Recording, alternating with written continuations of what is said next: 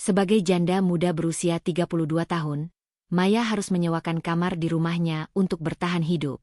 Yang tidak disangkanya, penyewa barunya adalah Arka, pria misterius dengan mata yang mampu melihat langsung ke dalam jiwanya. Dan malam ini, hujan deras membuat mereka terjebak dalam keintiman yang tak terhindarkan. Maya berdiri di balik pintu, tangan yang menggenggam gagang pintu terasa dingin dan sedikit berkeringat. Dadanya naik turun dalam irama tidak teratur, mencerminkan kegelisahan yang menggelayuti seluruh tubuhnya. Sebagai janda muda berusia 32 tahun, keputusan untuk menyewakan kamar kosong di rumahnya bukanlah hal mudah.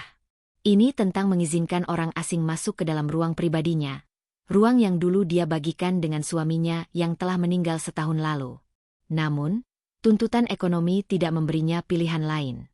Saat pintu terbuka, sosok pria tinggi berdiri di teras dengan sebuah koper sederhana di tangan kanannya. "Selamat datang, Pak Arka," ucap Maya, berusaha keras menutupi getar di suaranya. Pria itu mengangguk sopan. Senyum tipisnya mengukir garis lembut di wajahnya yang tegas. Mata mereka bertemu sejenak, dan Maya merasakan sesuatu yang aneh, seperti getaran halus yang mengalir dari ujung kaki hingga ke ubun-ubunnya. "Panggil saja Arka," balasnya. Suara baritonnya yang dalam menggema di ruang tamu yang sempit, seolah memenuhi setiap sudut ruangan dengan kehadirannya yang kuat namun tidak mengganggu. Minggu pertama Arka menempati kamar di sebelah kamar Maya berlalu dengan awkward silence yang tegang dan tatapan-tatapan yang sengaja dihindari. Maya menghabiskan sebagian besar waktunya di kamarnya, sementara Arka tampak menghormati batas-batas privasi yang tidak terucap. Suara langkah kaki pria itu di lorong rumah yang dulu begitu sepi kini menjadi pengingat bahwa dia tidak lagi sendirian. Suatu malam, saat Maya sedang asyik memasak makan malam di dapur kecilnya, aroma bawang putih dan rempah memenuhi udara. Tiba-tiba, bayangan tinggi muncul di ambang pintu dapur, membuat jantung Maya berdetak kencang. "Aromanya enak," ucap Arka, bersandar di bingkai pintu dengan pose santai. Maya menoleh. Dan untuk pertama kalinya sejak kedatangan Arka, dia benar-benar melihatnya, bukan sebagai penyewa, tapi sebagai seorang pria. Senyum kecil merekah di bibir Maya, spontan dan tulus, sesuatu yang tidak dia lakukan sejak kematian suaminya. "Hanya sup ayam biasa," jawabnya, merasa pipinya memanas. "Mau ikut makan malam?" tawar Maya tanpa berpikir panjang. Kata-kata itu keluar begitu saja dari mulutnya sebelum sempat dia pertimbangkan konsekuensinya. Arka mengangguk, matanya yang berwarna coklat gelap berbinar dalam cahaya lampu dapur yang hangat. "Dengan senang hati," balasnya, dan kali ini senyumnya lebih lebar, mengungkapkan gigi yang rapi dan garis-garis kecil di sudut matanya yang membuatnya terlihat lebih manusiawi, lebih mudah didekati. Maya tiba-tiba menyadari bahwa ini adalah pertama kalinya dia akan makan malam bersama seorang pria lain selain almarhum suaminya, di meja makan yang sama. Perasaan bersalah dan harapan bertarung dalam dadanya, tapi dia memutuskan untuk mengabaikan suara hati yang penuh keraguan itu. Saat mereka menyiapkan meja makan bersama, bahu mereka beberapa kali bersentuhan secara tidak sengaja, dan setiap kali sentuhan itu terjadi, Maya merasakan kehangatan aneh yang menjalar di seluruh tubuhnya. Makan malam itu menjadi pembuka percakapan pertama mereka yang sesungguhnya, mengubah suasana kaku menjadi sesuatu yang lebih hangat dan mengalir. Mereka berbicara tentang buku, ternyata mereka sama-sama menyukai karya-karya Pramudia Anantatur. Tentang musik, Maya terkejut mengetahui bahwa Arka menyukai jazz klasik seperti dirinya. Dan tentang kehidupan, pandangan mereka tentang keluarga, impian, dan ketakutan. Tapi Maya, dengan naluri wanita yang peka, memperhatikan bahwa Arka selalu dengan halus mengubah topik atau memberikan jawaban samar setiap kali ditanya tentang masa lalunya, tentang alasan sebenarnya dia pindah ke kota kecil ini, atau tentang pekerjaannya yang dia sebut hanya sebagai konsultan lepas. Ketidakjelasan ini justru membuat Maya semakin penasaran, seperti sebuah novel misteri yang halaman-halaman terpentingnya sengaja disobek. Beberapa hari kemudian, di sebuah sore yang cerah saat mereka kebetulan bertemu di teras rumah, Maya memberanikan diri untuk bertanya lebih langsung. "Mengapa kau memutuskan pindah ke sini, sebenarnya?" tanyanya, mencoba terdengar santai sambil memandangi bunga-bunga di taman kecilnya. Arka memalingkan wajah dari pemandangan sunset yang memerah, dan matanya menatap Maya dengan intensitas yang membuatnya sedikit limbung. "Aku sedang mencari kedamaian," jawabnya setelah beberapa saat diam, suaranya rendah dan berisi sesuatu yang tidak terungkap. Dan kurasa aku menemukannya di sini. Kata-katanya sederhana, tapi cara dia mengatakannya, dengan ketulusan yang dalam, membuat Maya merasa bahwa dia tidak hanya berbicara tentang lingkungan yang tenang, tapi tentang sesuatu yang lebih personal, lebih dalam. Dalam diam, Maya berjanji pada dirinya sendiri bahwa dia akan sabar, bahwa dia akan memberi waktu pada pria misterius ini untuk membuka diri dengan caranya sendiri. Malam itu, langit tiba-tiba berubah murung. Awan hitam pekat menggantung rendah, dan angin mulai berhembus kencang menggetarkan jendela-jendela rumah. Maya dan Arka masing-masing sedang asyik dengan aktivitasnya. Maya membaca buku di sofa ruang tamu, sementara Arka bekerja di kamarnya. Tiba-tiba, petir menggelegar diikuti oleh hujan yang seketika mengguyur atap rumah dengan derasnya. Beberapa detik kemudian, tanpa peringatan, listrik padam. Seluruh rumah tenggelam dalam kegelapan pekat, hanya diselingi oleh kilatan petir yang sesekali menerangi ruangan sepersekian detik. Aku akan mengambil lilin dan lilin darurat, ucap Arka dari kegelapan, suaranya terdengar tenang dan pasti. Maya, yang sedikit terkejut, mendengar langkah kaki Arka mendekat di dalam kegelapan. Saat dia berdiri dari sofa, tiba-tiba tubuhnya bersenggolan dengan tubuh Arka yang sedang berjalan mendekatinya. Sentuhan itu singkat namun terasa seperti kejutan listrik yang mengalir deras di antara mereka. Maaf, gumam Arka, namun tangannya tidak segera menarik diri, justru dengan refleks menahan bahu Maya untuk menstabilkannya. Di dalam kegelapan yang hanya diterangi oleh kilatan petir sesekali, Maya bisa merasakan kehangatan tangan Arka yang menembus kain bajunya, dan dia bisa mendengar napas mereka yang tiba-tiba menjadi berat. Tidak apa, bisik Maya, suaranya sedikit bergetar, bukan karena takut pada kegelapan atau hujan, tetapi karena kedekatan fisik yang tiba-tiba dengan Arka. Tangannya yang mencari pegangan di kegelapan tanpa sengaja bersandar pada dada Arka, dan melalui kain kemejanya, dia bisa merasakan detak jantung pria itu yang ternyata sama kencangnya dengan detak jantungnya sendiri. Arka tidak bergerak, membiarkan tangan Maya tetap berada di dadanya, seolah memahami bahwa dalam kegelapan ini, sentuhan adalah satu-satunya penuntun. Aku akan menyalakan lilin, ucap Arka akhirnya, suaranya lebih dalam dari biasanya, serak oleh emosi yang tak terungkap. Namun, sebelum dia menarik diri, tangannya dengan sangat halus meraih tangan Maya yang masih berada di dadanya, memberikan tekanan lembut seolah mengatakan sesuatu yang tak bisa diucapkan dengan kata-kata. Saat dia berbalik untuk mengambil lilin, jari-jarinya dengan sengaja membelai pergelangan tangan Maya, meninggalkan jejak kehangatan yang terasa lama setelah sentuhan itu berakhir. Beberapa menit kemudian, Arka kembali dengan beberapa lilin yang sudah menyala, menempatkannya di atas meja kayu di tengah ruang tamu. Cahaya lilin yang hangat dan berkedip-kedip menari-nari di dinding, menciptakan bayangan yang intim dan memeluk mereka dalam gelembung privasi mereka sendiri. Dalam cahaya redup ini, segala sesuatu terasa berbeda, lebih personal, lebih jujur. Maya duduk di karpet dekat sofa, memeluk lututnya, sementara Arka duduk tak jauh darinya, bersandar pada kaki sofa. Kau tahu, kata Arka setelah beberapa saat keheningan yang nyaman, matanya menatap Maya dalam cahaya lilin yang membuat mata coklatnya terlihat seperti madu cair. Sejak pertama kali bertemu, aku merasa. Dia berhenti, seolah mempertimbangkan kata-katanya. Maya, yang jantungnya berdebar kencang, mendesak pelan. Merasa apa? Arka menarik napas dalam. Seperti sudah mengenalmu dari kehidupan sebelumnya, jawabnya akhirnya, suaranya hampir seperti bisikan. Namun setiap katanya terdengar jelas di tengah deru hujan di luar. Pernyataan itu begitu jujur dan telanjang, membuat Maya kehilangan kata-kata.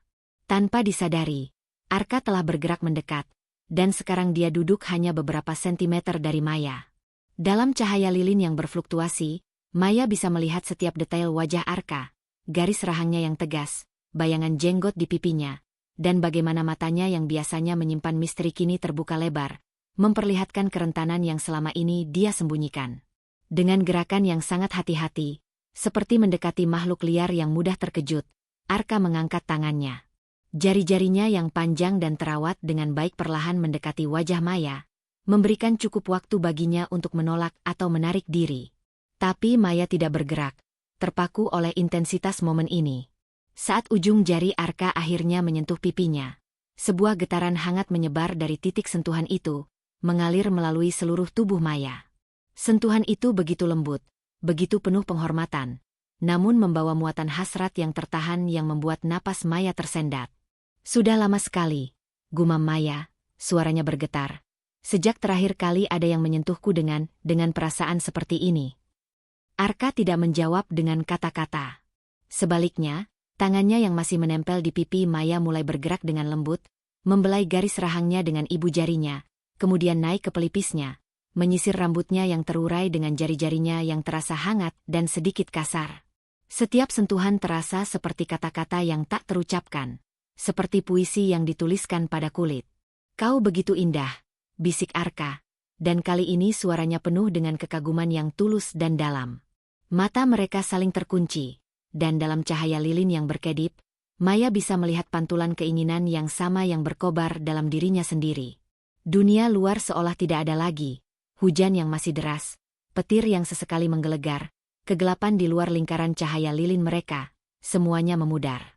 Yang tersisa hanyalah mereka berdua, dalam ruang tamu yang hangat ini, dengan jarak yang semakin menyempit antara mereka, dan ketegangan sensual yang begitu pekat namun terasa alami dan tak terelakkan.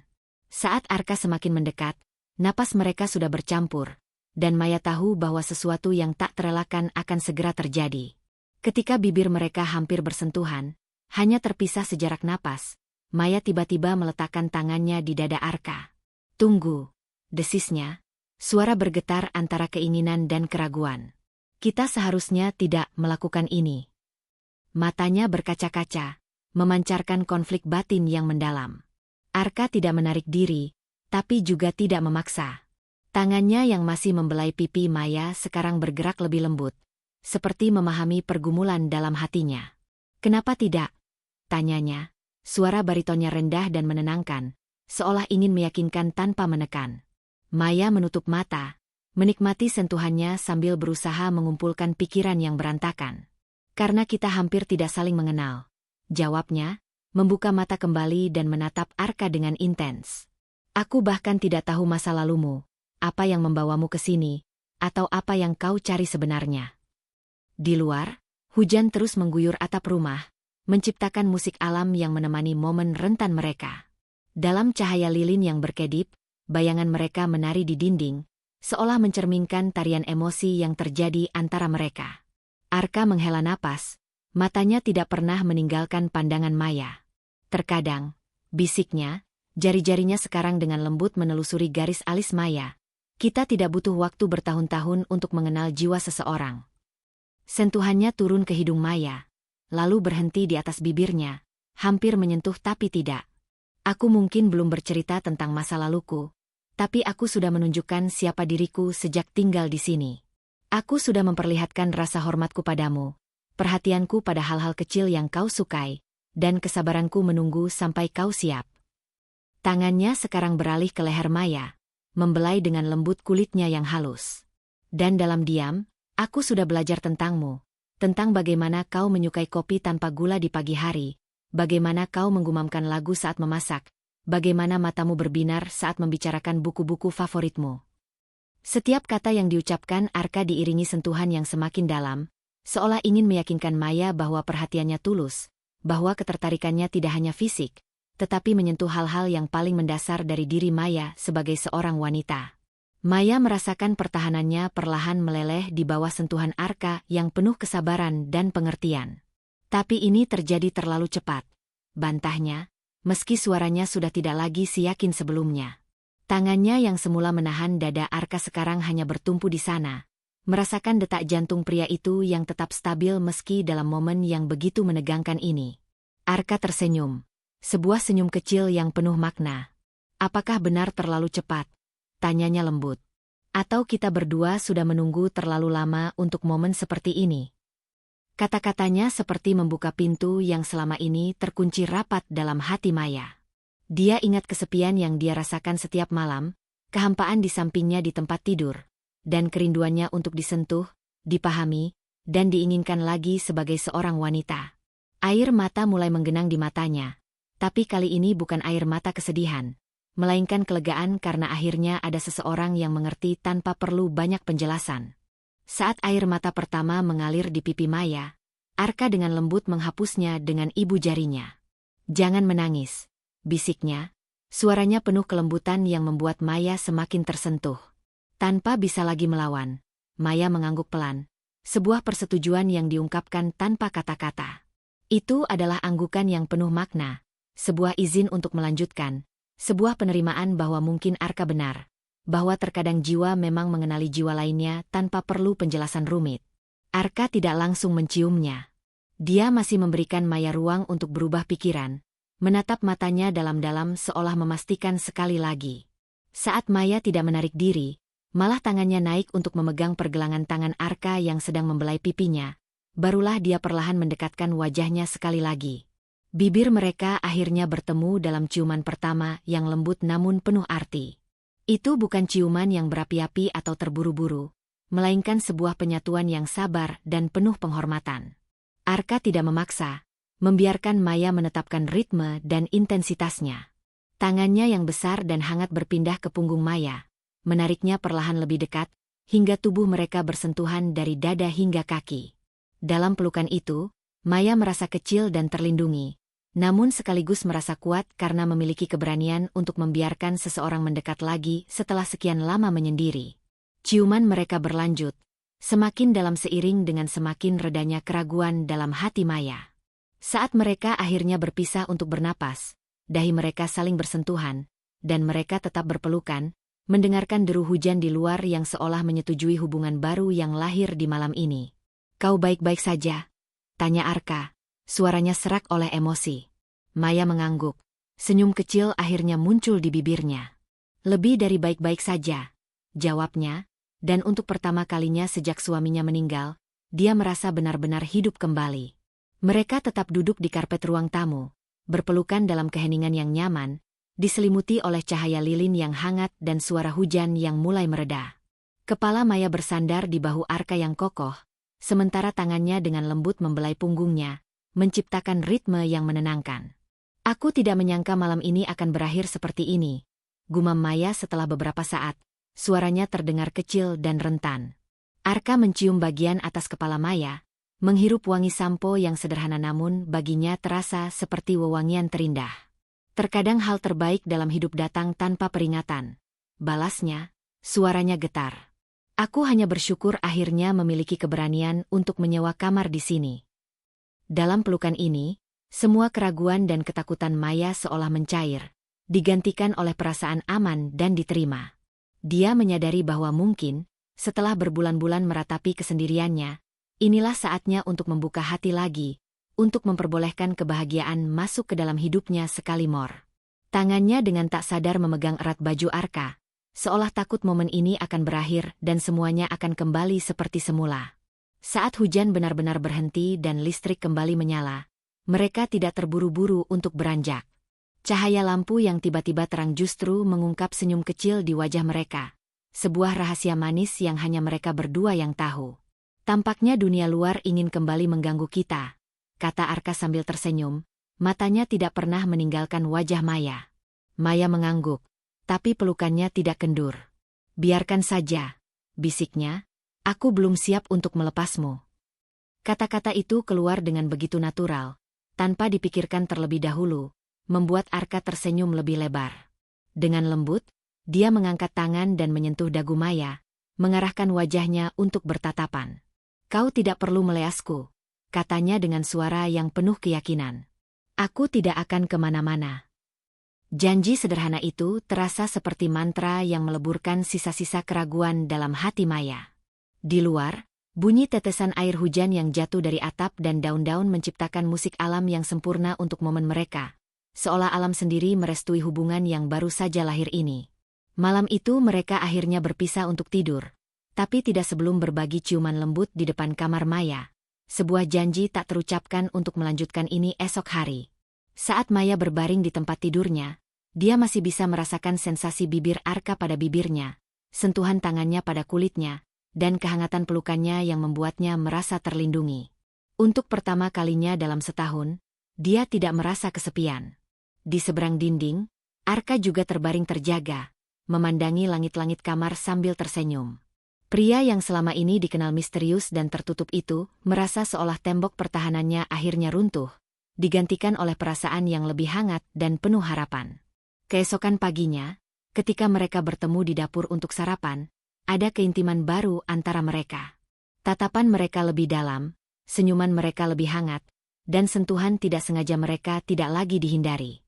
"Selamat pagi," sapa Arka dengan suara serak, memberikan secangkir kopi pada Maya persis seperti yang disukainya, tanpa gula. "Selamat pagi," balas Maya, jari-jarinya dengan sengaja menyentuh tangan Arka saat menerima cangkir itu. Minggu-minggu berikutnya mengukir pola baru dalam hubungan mereka. Apa yang dimulai sebagai hubungan antara pemilik rumah dan penyewa berkembang menjadi sesuatu yang lebih dalam dan penuh makna. Mereka menghabiskan malam-malam bersama, terkadang menonton film di sofa, terkadang hanya duduk di teras sambil berbagi cerita tentang hari mereka, atau terkadang memasak bersama sambil tertawa atas lelucon-lelucon kecil. Setiap hari membawa penemuan baru tentang satu sama lain, dan setiap penemuan itu semakin mengukuhkan perasaan yang tumbuh di antara mereka. Suatu sore, saat mereka berjalan-jalan di taman dekat rumah, tangan mereka dengan natural saling berpaut. "Aku masih tidak bisa percaya bahwa semua ini dimulai dari sebuah iklan sederhana untuk menyewakan kamar," kata Maya, memandangi Arka dengan mata berbinar. Arka berhenti berjalan dan menatapnya. "Dan aku tidak bisa berhenti bersyukur bahwa aku adalah orang yang menjawab iklan itu," jawabnya sebelum menciumnya dengan lembut, tidak peduli dengan orang-orang yang lalu lalang di sekitar mereka. Beberapa bulan kemudian, di ruang tamu yang sama tempat pertama kali mereka berciuman, Arka akhirnya membuka hati sepenuhnya pada Maya. Dia bercerita tentang masa lalunya yang pahit, sebuah perceraian yang menyakitkan yang membuatnya kehilangan kepercayaan pada cinta, dan keputusannya untuk pindah ke kota ini untuk memulai hidup baru. "Aku tidak pernah menyangka bahwa keputusanku untuk menyewa sebuah kamar akan membawaku pada cinta sejatiku," ujarnya, memegang erat tangan Maya. Maya mendengarkan dengan mata berkaca-kaca, menyadari bahwa mereka berdua adalah orang-orang yang terluka yang secara tidak sengaja menemukan jalan kesembuhan dalam pelukan satu sama lain. "Kita seperti dua bagian yang saling melengkapi," bisik Maya, mencium punggung tangan Arka. "Dua jiwa yang tersesat yang akhirnya menemukan rumah." Dan saat mereka berpelukan, disinari oleh cahaya matahari sore yang menerobos melalui jendela, mereka tahu bahwa ini adalah awal dari babak baru dalam hidup mereka. Sebuah babak yang akan mereka tulis bersama, di bawah satu atap yang sama, dengan cinta yang lahir dari kesepian dan tumbuh dalam kehangatan rumah yang mereka bangun bersama.